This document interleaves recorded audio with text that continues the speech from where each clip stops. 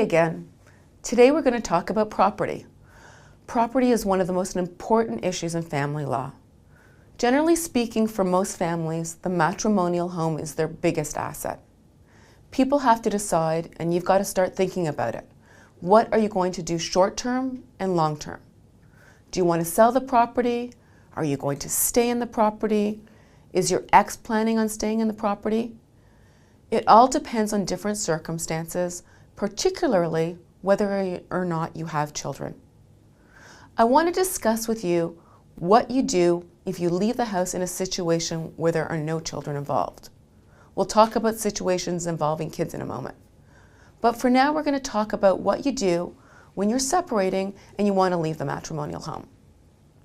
Well, it's basically a psychological game because, think about it, if you're living in the home with your spouse and he or she does not want to go, then if you stay, there's really no impetus or want for him or her to negotiate.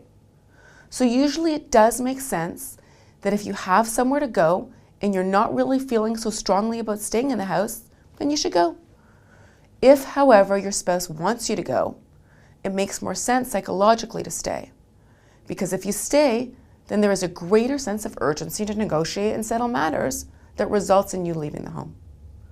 All right, let's shift direction now and talk about a situation where you do have children and you want to go. Can you leave the house? Well, legally, sure, you can leave the house. There's nothing to prevent you from doing so. But unfortunately, if you do that, I'll tell you what's going to happen. Your spouse is going to hire a lawyer to get the kids back to the house, to get you back to the house.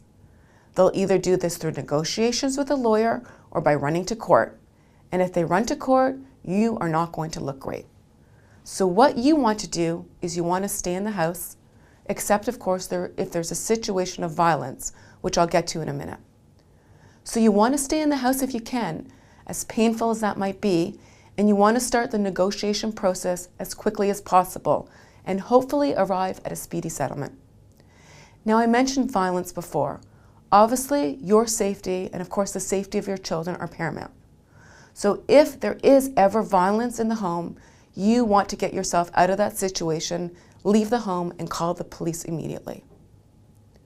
So your homework for tonight is to take some time and try and figure out where you envision yourself in the near future.